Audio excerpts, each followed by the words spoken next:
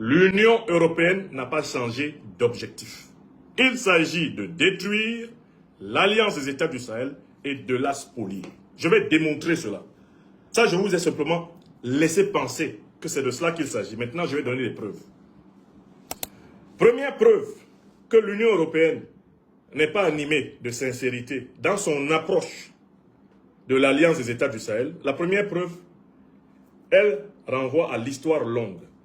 L'ensemble des pays qui constituent l'Union européenne se trouve être l'essentiel des pays qui ont pratiqué contre les Africains la traite négrière, la colonisation.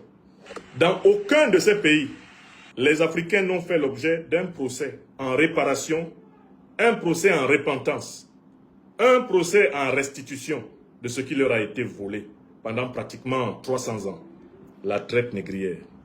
Tous ces pays de l'Union européenne, il n'y en a pas un seul qui a accepté de payer pour les crimes de guerre, les crimes contre l'humanité, les crimes économiques qu'ils ont perpétrés contre les Africains. On appelle ça l'argument 1. Ces gens ne sont pas repentants.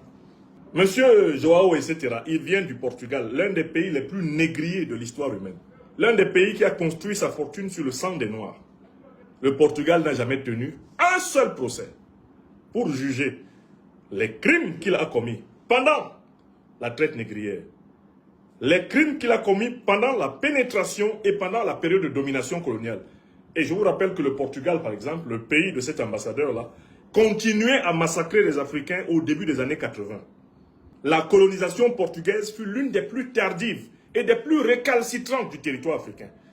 Ils étaient encore en Angola à la fin des années 70 pour tenter de réduire les Africains, eh bien, les maintenir en colonie.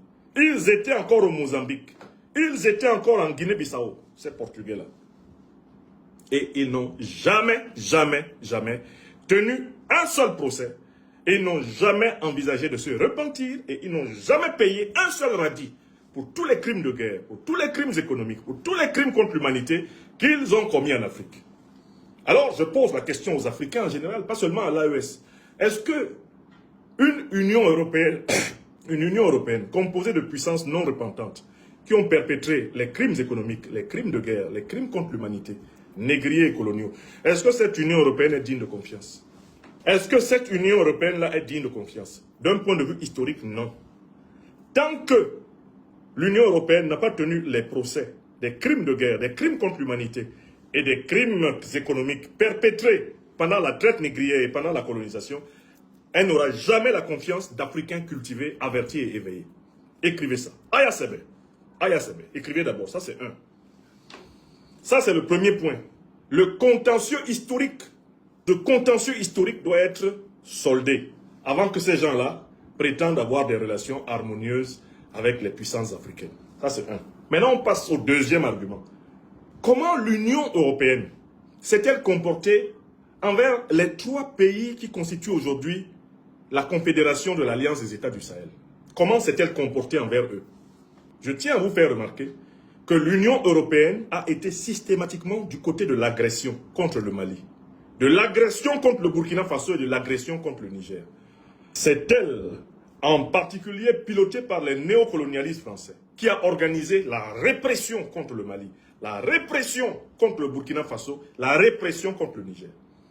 Je me souviens comme hier d'un communiqué signé par une vingtaine de pays européens au mois de décembre 2021, menaçant le Mali et prévenant le Mali que s'il diversifiait son partenariat stratégique en tissant des accords avec la Russie, il serait puni et qu'il serait demandé à la CEDEAO de le punir. Au mois de décembre 2021, Emmanuel Macron, président français, et toute la diplomatie française disaient ouvertement qu'ils allaient obtenir de la CEDEAO que dès le mois de janvier ou plus tard, le Mali soit frappé sévèrement. Et cela arriva exactement le 9 janvier 2022. Ces gens-là étaient derrière. Et ils ont signé un communiqué pour prévenir le Mali qu'ils allaient le frapper. Et le 9 janvier 2022, ils le frappèrent. La mémoire est fondamentale. Maintenant, je passe à un troisième argument. Troisième argument pour que vous sachiez que l'Union européenne là ne peut pas aimer l'AES. Ni sur cette terre, ni sur l'autre. Il faudrait que l'Union européenne ne soit plus elle-même pour qu'elle aime l'AES. Le troisième argument, c'est Les organisations terroristes qui attaquent aujourd'hui le Mali, le Burkina Faso, le Niger, les organisations terroristes qui ensanglantent le Sahel, le Golfe de Guinée, la République démocratique du Congo, les flancs du Zambèze au Mozambique, qui ensanglantent le nord du Cameroun, qui ensanglantent le Tchad, la République centrafricaine, le Soudan, qui ont déchiqueté la Libye, qui a organisé la grande invasion terroriste de l'Afrique? Quelle est l'organisation qui a organisé la grande invasion terroriste de l'Afrique au XXIe siècle? Cette organisation s'appelle l'OTAN. Et l'OTAN, c'est l'organisation qui chapeaute l'Union européenne. L'Union européenne est un sous-ensemble de l'OTAN.